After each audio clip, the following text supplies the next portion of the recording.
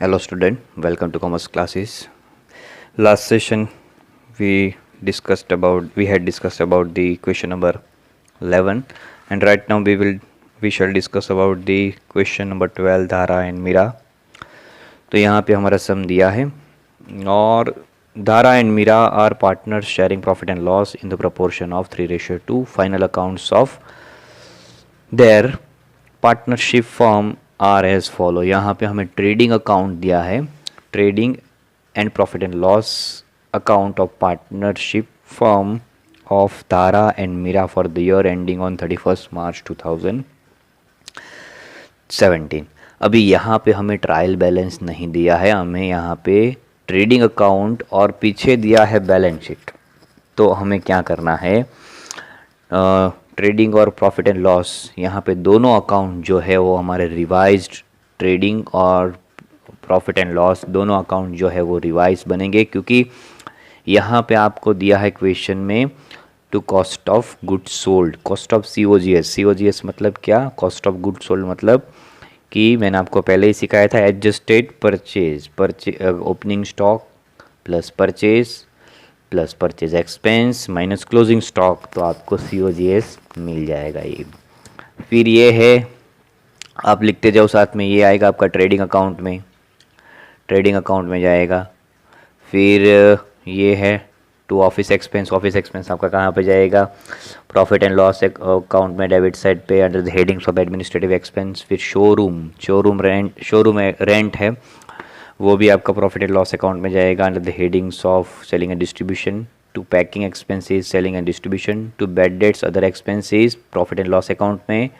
To advertisement expense profit and loss account में debit side under the headings of administrative expense. फिर है selling and distribution expense, मतलब selling distribution expense आपको 20,000 दे दिए, तो प्रॉफिट एंड लॉस अकाउंट में डेबिट साइड में under the headings of selling and distribution. फिर to financial expense 6,000. To sundry expenses ₹16,000, to salary ₹8,000, to tax insurance ₹2,000. और salary आपका प्रॉफिट एंड लॉस में, sundry expense profit and loss में, financial expense profit and loss में debit side पे, tax insurance पे profit and loss में debit side पे. फिर आपको दिया है यहाँ पे नेट प्रॉफिट धारा और मीरा का. तो ये तो हमारा पुराना है, अभी तो इसके रिलेटेड कुछ एडजस्टमेंट दिया होगा, फिर उसको रिवाइज बना के, अभी ये तो कुछ काम का ही नहीं है हमारा. मतलब अभी हम नया बनाएंगे ट्रेडिंग अकाउंट, रिवाइज ट्रेडिंग बनाएंगे, फिर रिवाइज प्रॉफिट एंड लॉस बनाएंगे. उसमें जो नेट प्रॉफिट और ग्रॉस प्रॉफिट आएगा वो हम पार्टनर्स ट्रेडिंग अकाउंट में दिखाएंगे और प्रॉफिट एंड लॉस अकाउंट में दिखाएंगे. इस साइड आपकी सेल्स दी है 7,84,000, यहाँ पे सन्ड्री इनकम 7,000 और बैड डेट रिटर्न 1,000. सेल्स जो है वो आपके ट्रेडिंग में क्रेडिट साइड पे, सन्ड्री इनकम में प्रॉफिट एंड लॉस में डेबिट साइड पे, और बैड डेट रिटर्न हो रहा है, रिटर्न मतलब प्रॉफिट एंड लॉस में क्रेडिट साइड पे जाएगा. हमें एडजस्टमेंट नंबर सैलरी का जो है वो 3 यहाँ पे है, 1 हम पीछे देखेंगे तब. अभी ये हमने ट्रेडिंग देखा, उसके पीछे हम बैलेंस शीट देखेंगे. ये जो है सैलरी का एडजस्टमेंट नंबर 3, मतलब जो भी हम सैलरी का कैलकुलेशन करेंगे, प्रीपेड है तो प्रीपेड, आउटस्टैंडिंग है तो आउटस्टैंडिंग. एडजस्टमेंट 3 आपको रीड करना है और उसी तरह से आपको प्रॉफिट एंड लॉस अकाउंट में डेबिट में एंट्री देनी है और दूसरी एंट्री बैलेंस शीट में लाइबिलिटी साइड में या तो असेट साइड में. ठीक है, प्रीपेड है तो असेट साइड में, आउटस्टैंडिंग है तो लाइबिलिटी साइड में. तो ये बैलेंस शीट हमें दिया है. बैलेंस शीट में आप देख सकते हो, बैलेंस शीट आपको इसके ऊपर से फेयर भी बैलेंस शीट बनाना है आपको. तो ये बैलेंस शीट में आपकी कैपिटल दी है. पहले हम एडजस्टमेंट देख लेते हैं. नंबर 1 एडजस्टमेंट जो है 5% interest on capital is not calculate नहीं किया है तो करना है कैलकुलेट. ठीक है, इंटरेस्ट ऑन कैपिटल, यहाँ पे डायरेक्ट नेट प्रॉफिट लिख दिया है, मतलब इंटरेस्ट ऑन कैपिटल प्लस करके नेट प्रॉफिट प्लस नहीं किया है, मतलब वो भूल गए हैं, डायरेक्ट यहाँ पे क्या कर दिया, कैपिटल प्लस नेट प्रॉफिट कर दिया है. तो इसमें इंटरेस्ट 5% भूल गए हैं, तो क्या करना, तो ये इंटरेस्ट ऑन कैपिटल धारा का और इंटरेस्ट ऑन कैपिटल मीरा का, ये तो कैपिटल है, धारा की 1,60,000, मीरा की 1,20,000. तो दोनों पे 5%, ये धारा पे 5% और मीरा की जो कैपिटल है उसके ऊपर 5%, मतलब इसके ऊपर 5% लेना है। तो ये एडजस्टमेंट नंबर 1। एडजस्टमेंट नंबर 2 क्या बोल रहा है, 10% depreciation on building is to be provided. तो बिल्डिंग पे 10% डेप्रिसिएशन, तो हमारा बिल्डिंग है 2,40,000, तो यहाँ पे बैलेंस शीट में असेट साइड में एक एंट्री जाएगी, बिल्डिंग में एक्चुअल अमाउंट में से उसका 10% 24,000 माइनस करेंगे, और दूसरी डेप्रिसिएशन की value profit and loss appropriation account में अदर एक्सपेंस एंड लॉस के हेडिंग में जाएगा, डेप्रिसिएशन ऑन बिल्डिंग 24,000। फिर एडजस्टमेंट नंबर, तो यहाँ पे बिल्डिंग पे एडजस्टमेंट नंबर 2 लिख देंगे हम, यहाँ पे एडजस्टमेंट नंबर 2, ठीक है। फिर है adjustment number 3, prepaid salary of ₹400, prepaid है, प्रीपेड सैलरी ₹400 प्रीपेड है, मतलब एडवांस में पेड की है। तो क्या क्या करेंगे हम, प्रॉफिट एंड लॉस अकाउंट में सैलरी में माइनस करेंगे, हमारी सैलरी ट्रायल बैलेंस में कितनी वो देखेंगे, उसमें से माइनस करेंगे, तो ये prepaid salary minus prepaid salary 400, और दूसरी एंट्री जाएगी बैलेंस शीट में असेट साइड में the headings of current asset. फिर नंबर 4 है, तो सैलरी में हमने पहले नंबर 3 लिख दिया था, नंबर 4 है interest on investment is not received 800, ठीक है, मतलब कि interest on investment is not received, हमने इन्वेस्टमेंट किया है उसका इंटरेस्ट अभी तक मिला नहीं है, मतलब कि वो इंटरेस्ट ऑन इन्वेस्टमेंट रिसीवेबल है, ये एसेट्स में नहीं जाएगा, सॉरी ये interest on received not received 800 जो मिलने वाला है। अब आप ऐसे बोलोगे सर क्या करेंगे, ये रिसीवेबल है और ये इन्वेस्टमेंट है, तो हम प्रॉफिट एंड लॉस में जाके 24,000 + 800 ऐसे करेंगे? नहीं, ऐसा नहीं, ये इन्वेस्टमेंट है, ये तो आपकी असेट्स है, ये इन्वेस्टमेंट जो है आपने खुद से करके रखा है बिजनेस के अंदर, और ये interest on investment not received 800, मतलब आपने कहीं और अदर सोर्सेज में इन्वेस्टमेंट किया है, उसकी अभी इनकम 800 मिलने वाली है, वो मिले नहीं है, तो income profit and loss account में क्रेडिट साइड पे एक एंट्री जाएगी। फिर दूसरा है नंबर 5 बैड डेट्स, तो यहाँ पे इसको मतलब इन्वेस्टमेंट पे नंबर 4 को टिक मार्क नहीं करना है, ऐसा नहीं लिखना है, ठीक है, ये प्रॉफिट एंड लॉस में 800 जाएगा। फिर number 5 bad debt reserve on bad debts reserve of ₹1200 is to be maintain, क्या करना है, डेप्टर्स पे 1200 reserve, bad debts reserve of ₹1200 is to be maintain. तो हमारे डेप्टर्स कितने हैं, डेप्टर्स देखो यहाँ पे 56,000, तो यहाँ पे हम लिख देंगे एडजस्टमेंट नंबर कौन सा है हमारा, एडजस्टमेंट नंबर 5, तो यहाँ पे हम 5 लिख देते हैं। उसके बाद है आपका एडजस्टमेंट नंबर बैड डेट्स की एंट्री, तो आपको पता है 2 साइड जाती है बैलेंस शीट में, एसेट साइड में एडजस्टमेंट वाली माइनस करते हैं और दूसरी प्रॉफिट एंड लॉस अकाउंट में डेबिट साइड में।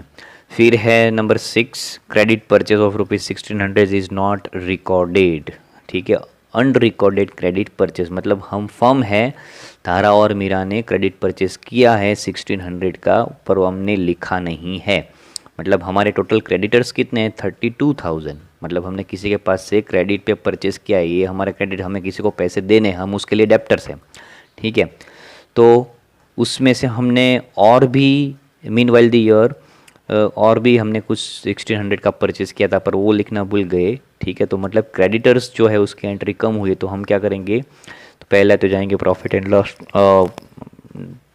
ट्रेडिंग अकाउंट में डेबिट साइड पे, परचेज़ में ऐड करेंगे, परचेज़ तो है नहीं, net cost of purchase COGS दिया है, तो डायरेक्ट बाहर लिख देंगे 1600, और दूसरी एंट्री बैलेंस शीट में लाइबिलिटी साइड में क्रेडिटर्स में ऐड करनी, इसलिए नंबर 6 लिख देंगे। तो यहाँ पे एडजस्टमेंट खत्म हो रही है, और आपको बनाना है prepaid revise trading account, profit and loss account, profit and loss appropriation account, balance sheet, इतना बनाना है, तो आप बना दो। रिवाइज ट्रेडिंग बनेगा, रिवाइज प्रॉफिट एंड लॉस बनेगा, क्योंकि हमने आगे पहले देखा ट्रेडिंग अकाउंट, इसमें कहीं सारी ऐसी चीज़ लिखी थी जो प्रॉफिट एंड लॉस में अकाउंट में आती है, ऐसी चीज़ थी, ठीक है, कई सारे टर्म्स ऐसे थे जो हमारा प्रॉफिट एंड लॉस में, जैसे कि हमने पहले ट्रेडिंग अकाउंट में देखा कि एडवर्टाइजमेंट एक्सपेंस है, शोरूम रेंट है, वो ट्रेडिंग अकाउंट में थोड़ी ना आता है, ठीक है, इसलिए उसको हम क्या करेंगे, रिवाइज करके बनाएंगे, और प्रॉफिट एंड लॉस अकाउंट भी रिवाइज करके बनाएंगे। तो यहाँ पे मैंने बनाया है, आप ऐसे देख के बना सकते हो। तो ये एडजस्टमेंट की तो मैंने बात कर दी, पर उसके बाद जो बचा है बिल्स पेबल, तो कहाँ पे जाएगा, बैलेंस शीट में लाइबिलिटी साइड में under the headings of current liability. फिर यहाँ पे प्लांट एंड मशीनरी के रिलेटेड कोई एडजस्टमेंट नहीं है, तो बैलेंस शीट में लाइबिलिटी असेट साइड में डायरेक्टली बाहर, फर्नीचर डायरेक्ट बाहर, इन्वेस्टमेंट डायरेक्ट बाहर, बैलेंस शीट में असेट साइड में ये सब आएंगे, नॉन करंट असेट्स में जाएंगे, फिक्स असेट्स में जाएंगे। फिर है current assets, cash balance, bank balance, bills receivable, debtor, सारा बैलेंस शीट में असेट साइड पे जाएगा। तो हम बनाते हैं अब सब अकाउंट। तो ऐसे मैंने ट्रेडिंग अकाउंट बनाया, आप देख सकते हो ट्रेडिंग अकाउंट ऑफ यहाँ पे रिवाइज्ड आपको पहले लिखना है रिवाइज्ड, मैंने लिखना भूल गया था इसलिए नीचे लिखा revised trading account of partnership firm of Dhara and Meera of the for the year ending लिखना है, ईयर एंडिंग ऑन 31 मार्च 2017। यहाँ पे मैंने लाइन अपनी तरफ से कैलकुलेट करके लिए है। वैसे तो आपको मैक्सिमम लाइन कम ना पड़े ऐसे लेना है, अपनी तरफ से बचेगी वो चलेगा, पर अगर कम होगी तो बहुत लफड़ा हो जाएगा फिर। ये है आपका ट्रेडिंग। फिर revise profit and loss account यहाँ मैंने बनाया है, आप देख सकते हो revise profit and loss account with proper heading. और फिर है profit and loss appropriation account, वो है 10 से 12 लाइन में।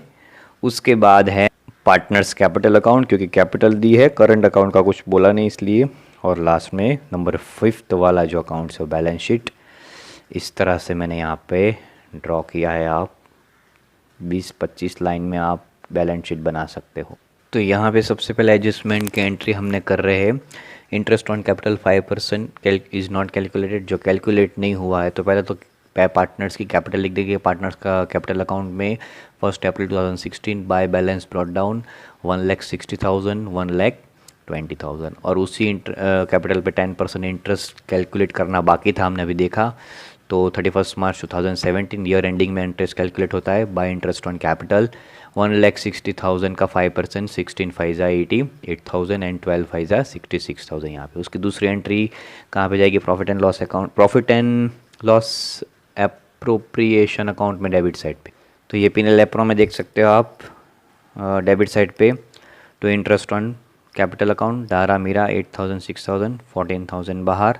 एडजस्टमेंट नंबर सेकंड में क्या बोला है आपको? 10% depreciation on building is to be provide. तो आपका बिल्डिंग कितना दिया है? हम बैलेंस शीट में एसेट साइड पे आ जाते हैं। पहले तो टेंजिबल एसेट्स में लिखेंगे बिल्डिंग 2,40,000 और डेप्रिसिएशन उसका कितना परसेंट है? 10%। तो बाहर कितना जाएगा माइनस करके? डेप्रिसिएशन 24,000 2,16,000। उसकी दूसरी entry profit and loss account में डेबिट साइड पे। तो ये प्रॉफिट एंड लॉस अकाउंट में डेबिट साइड में अदर एक्सपेंस के हेडिंग में to depreciation on building 24,000। Adjustment number 3 में लिखा है आपको prepaid salary salary of ₹400 prepaid है। तो प्रॉफिट एंड लॉस अकाउंट में पर ट्रायल बैलेंस में सैलरी कितनी दी है देखो। ट्रेडिंग अकाउंट में पेज नंबर 81 पे सैलरी आपको दी है 8,000। तो यहाँ पे हम लिख देंगे प्रॉफिट एंड लॉस अकाउंट में डेबिट साइड में the headings of administrative expense. तो यहाँ पे आप देख सकते हो प्रॉफिट एंड लॉस अकाउंट में रिवाइज प्रॉफिट एंड लॉस में to salary account 8,000 minus prepaid, मतलब सैलरी पेड इन एडवांस 400, बाहर जाएगा 7,600। प्रीपेड है तो एंट्री उसकी दूसरी कहाँ पे जाएगी? Profit and loss appropriation account में,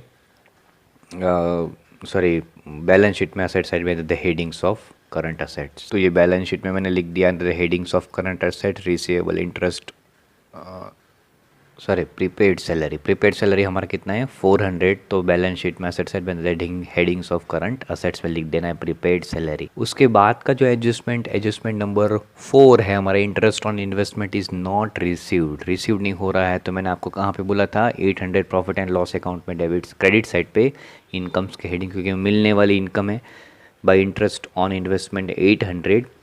अब मैंने आपको ऐसा बोल दिया था जब एक्सप्लेन कर रहा था, दूसरी एंट्री नहीं एक ही आएगी, पर दूसरी भी आएगी बैलेंस शीट में असेट साइड में the headings of current assets. अभी मैंने आपको दिखाया था वहाँ ही। तो करंट असेट्स में यहाँ पे मैंने लिखा है देखो receivable interest on investment 800 prepaid salary के नीचे। एडजस्टमेंट नंबर 5 में आपको बोला है bad debts reserve of ₹1200 is to be maintain. ठीक है, डेप्टर्स पे 1200 रिजर्व मेंटेन करना है। तो आप प्रॉफिट एंड लॉस में आ जाते हैं डेबिट साइड पे। पहले उसका under the headings of other expenses, उसका परफॉर्म आपको पता ही है।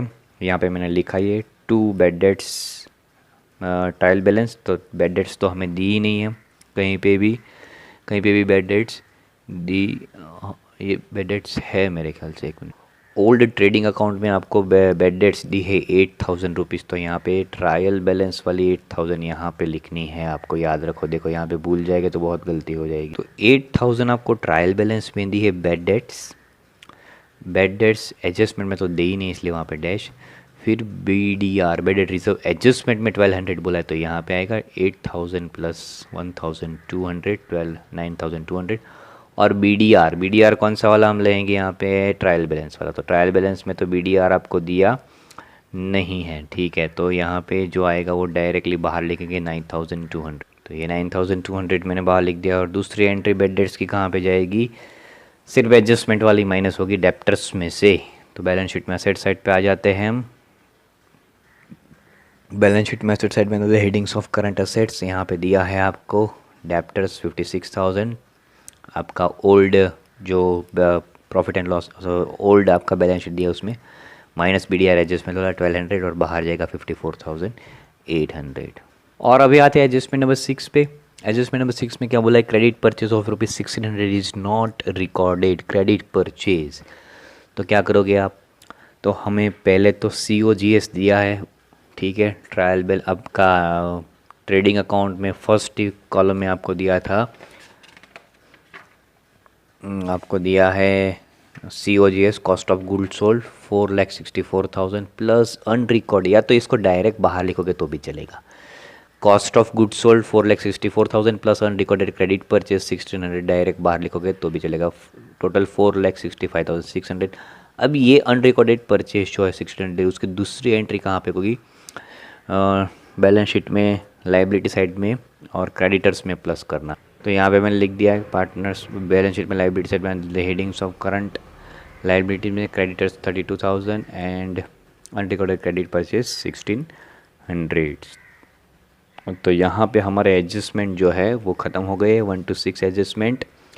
अब आ जाते हैं हमारे जो प्रॉफिट एंड लॉस और रिवाइज मतलब profit and loss trading account में जो बाकी रहती है वो चीज़ हम लिखेंगे। तो अब हम जाते हैं trading account trading and profit में, दोनों मिक्स है, दोनों को सेपरेट करने हैं। यहाँ पे कौन सी चीज़ ट्रेडिंग में जाएगी, कौन सी P&L में जाएगी, ठीक है। सबसे पहले कॉस्ट ऑफ गुड्स सोल्ड। अभी यहाँ पे जो भी चीज़ प्रॉफिट एंड लॉस में आती है एक बार ही में देख लेते, बार बार नहीं, ठीक है।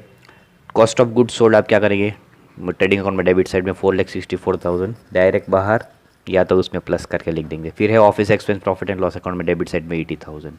To showroom rent 10,000 under the headings of selling and distribution. To packing expenses under the headings of profit and loss account में डेबिट साइड में selling and distribution. Bad debts हो गया।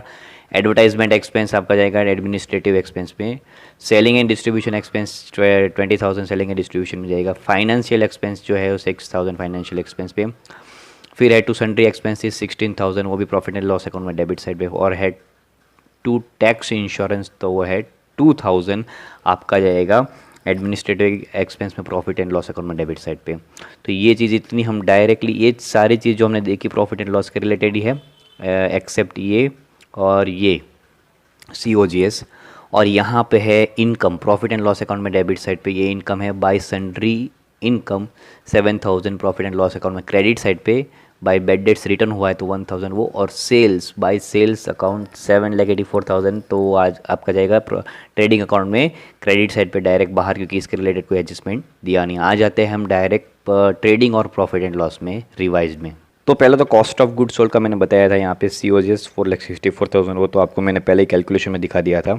फिर उसके बाद है ऑफिस एक्सपेंस। तो ऑफिस एक्सपेंस आपका कहाँ पे जाएगा, प्रॉफिट एंड लॉस अकाउंट में डेबिट साइड पे जाएगा under the headings of administrative expense. तो यहाँ पे मैंने लिख ही दिया है ऑफिस एक्सपेंस 80,000। फिर है उसके बाद क्या है आपका ट्रेडिंग अकाउंट में क्या है, फिर है शोरूम रेंट, ठीक है। तो शोरूम रेंट मैंने लिखा है यहाँ पे सेलिंग एंड डिस्ट्रीब्यूशन में, ठीक है, टू शोरूम रेंट अकाउंट। फिर आपका दिया है ओल्ड में क्या दिया है, पैकिंग एक्सपेंसेस। तो पैकिंग एक्सपेंसेस भी आपका सेलिंग एंड डिस्ट्रीब्यूशन में जाएगा। फिर बैड डेट्स तो हो गया है। एडवर्टाइजमेंट एक्सपेंस आपका एक्चुअली ये एडवर्टाइजमेंट एक्सपेंस सेलिंग के रिलेटेड ही है, ठीक है। सेलिंग एंड डिस्ट्रीब्यूशन, आप सेलिंग करने के लिए एडवर्टाइज करते हो तो एडवर्टाइजमेंट एक्सपेंस 14,000। फिर है सेलिंग एंड डिस्ट्रीब्यूशन एक्सपेंस आपको जो दिए है वो।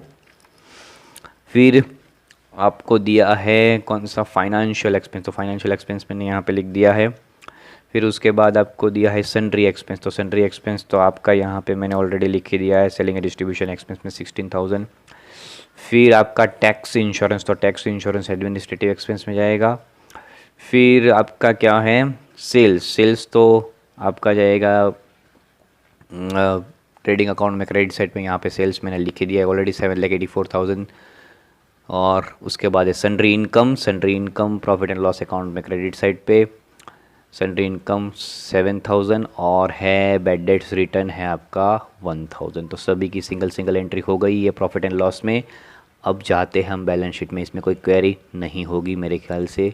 अभी हमने जो ट्रेडिंग अकाउंट में प्रॉफिट देखा, नेट प्रॉफिट, उसका तो कुछ नहीं करेंगे हम, बाद में रिवाइज प्रॉफिट अब तो निकालेंगे। बैलेंस शीट में जाने से पहले हम इन सभी अकाउंट्स को क्लोज कर देते हैं। पहले ट्रेडिंग अकाउंट को क्लोज कर देंगे। 7,84,000 क्रेडिट साइड का टोटल ज़्यादा आता है। डेबिट साइड में दो चीज़ है, एक ही चीज़ है, मतलब कि 4 लाख, ये दोनों बाहर, मतलब 4,65,600 माइनस करेंगे तो डिफरेंस कितना आएगा 3,18,400। उसको क्या बोलेंगे, to profit and loss account gross profit. इसी ग्रॉस प्रॉफिट को हम लेके जाएंगे प्रॉफिट एंड लॉस अकाउंट में क्रेडिट साइड पे।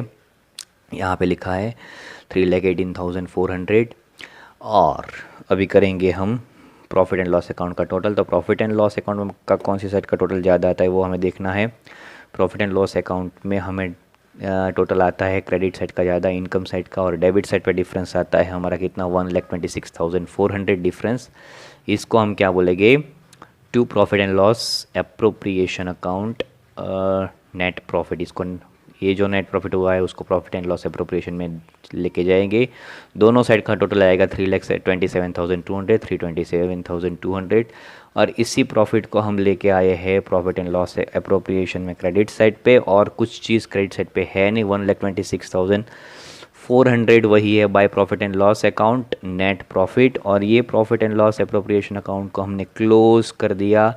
दोनों साइड का टोटल 1,26,400, यहाँ पे इंटरेस्ट ऑन कैपिटल दिया है 14,000, माइनस करेंगे डिफरेंस आएगा 1,12,400 का डिफरेंस आएगा। उसको हमें कौन से रेशियो में देना है, सम के स्टार्टिंग में ही बोला है 3:2 में जो भी प्रॉफिट होगा उसको डिस्ट्रीब्यूट कर देंगे। तो यहाँ पे बोला है टू कैपिटल अकाउंट प्रॉफिट। इसको कहाँ पे लेके जाएंगे हम, कहाँ पे लेके जाएंगे, profit and loss, sorry capital account में लेके जाएंगे 3:2 में 1,12,400 को। तो क्या करेंगे 1,12,400 इंटू 3/5 और 1,12,400 इंटू 2/5। तो एक का धारा का आएगा 67,440, 44,960। और ये पार्टनर्स के कैपिटल अकाउंट में लेके जाएंगे क्रेडिट साइड पे। तो ये आ गए पार्टनर्स के हम कैपिटल अकाउंट में। अच्छा, हमने जो बैलेंस शीट जब देखी थी उसमें ड्राइंग्स भी था पार्टनर्स का, जो ओल्ड बैलेंस शीट दी ना क्वेश्चन में, उसमें पीछे पेज नंबर 82 पे पीछे आपको जो धारा के capital plus net profit minus drawing किया था वो ड्राइंग्स भी यहाँ पे लिखना है।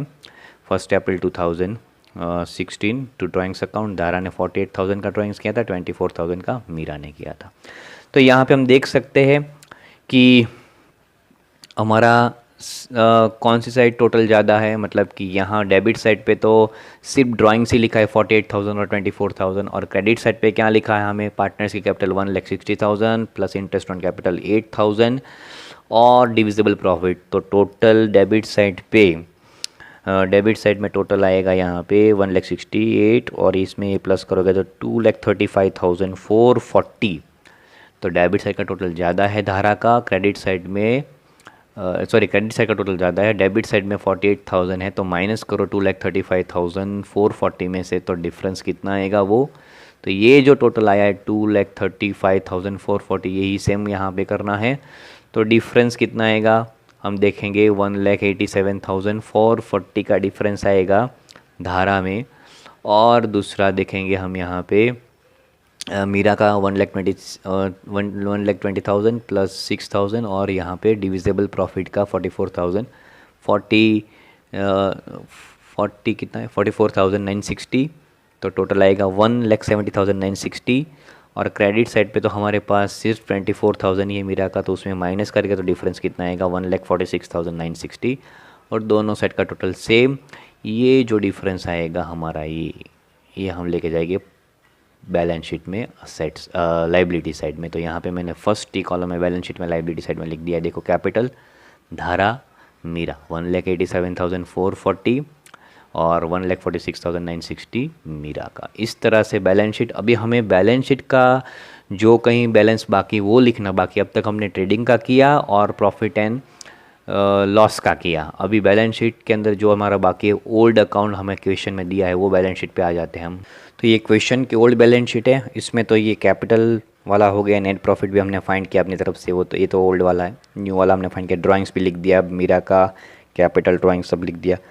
क्रेडिटर्स बिल्स पेबल, तो creditors bills payable balance sheet में लाइबिलिटी साइड में जाएगा, वो हम साथ में लिख देंगे 32,000 8,000 वो लिख देंगे ये बैलेंस शीट में लाइबिलिटी साइड में। क्रेडिटर्स एंड बिल्स, क्रेडिटर्स तो हमने लिख दिए हैं, बिल्स पेबल ही लिखना है 8,000। अच्छा ये है। फिर आ जाते हैं असेट साइड पे, बिल्डिंग 2,40,000 उसकी एंट्री कर दी। फिर है मशीनरी 20,000 वो डायरेक्ट बाहर, फर्नीचर भी डायरेक्ट बाहर, इन्वेस्टमेंट भी 24,000 डायरेक्ट बाहर, कैश बैलेंस भी करंट असेट में जाएगा 10,000, बैंक बैलेंस 25,000 वो भी बैलेंस शीट में ही जाएगा। असेट साइड में बिल्स पेबल, बिल्स रिसीवेबल 5,000 वो भी बैलेंस शीट में असेट साइड में हेडिंग्स ऑफ करंट, बाकी का सब सेम रहेगा। तो यहाँ पे जो भी चीज़ एज इट इज़, एडजस्टमेंट वाली डेप्टर्स तो हमने कर दिया, बिना एडजस्टमेंट वाली वो बैलेंस शीट में असेट साइड में सिंगल एंट्री पे हम कर देते हैं। चलो फटाफट। तो अभी मैंने जो भी चीज़ आपको बोली बैलेंस शीट में वो सारी चीज़ यहाँ पे, पहले तो मैंने लास्ट में बोला क्रेडिटर्स के बाद बिल्स पेबल 8,000 यहाँ पे मैंने लिख दिया, आप देख सकते हो ट्रायल बैलेंस अपना बैलेंस शीट में, ओल्ड बैलेंस शीट में। फिर उसके बाद असेट साइड पे चले जाते हैं, बिल्डिंग तो हो गया है, प्लांट एंड मशीनरी यहाँ पे मैंने लिख दिया है 20,000। फिर है फर्नीचर भी, उसके बाद फर्नीचर है 20,000। फिर इन्वेस्टमेंट है, तो इन्वेस्टमेंट कौन से हमारे नॉन करंट इन्वेस्टमेंट है, लॉन्ग टर्म इन्वेस्टमेंट है, तो इन्वेस्टमेंट भी वहीं पे ही जाएगा। फिर उसके बाद आपको क्या बोला है, कैश बैलेंस बैंक बैलेंस, तो यहाँ पे कैश बैलेंस बैंक बैलेंस से पहले हमने बिल्स, अच्छा cash balance bank balance, cash balance आपका कितना है 5,000, बैंक बैलेंस आपका कितना है, कैश बैलेंस 10,000 है, बैंक बैलेंस 25,000 है। फिर आपका बिल्स रिसीवेबल भी दिया है आपको, बिल्स रिसीवेबल 5,000 आपको दिया है बैलेंस शीट में, ओल्ड बैलेंस शीट में।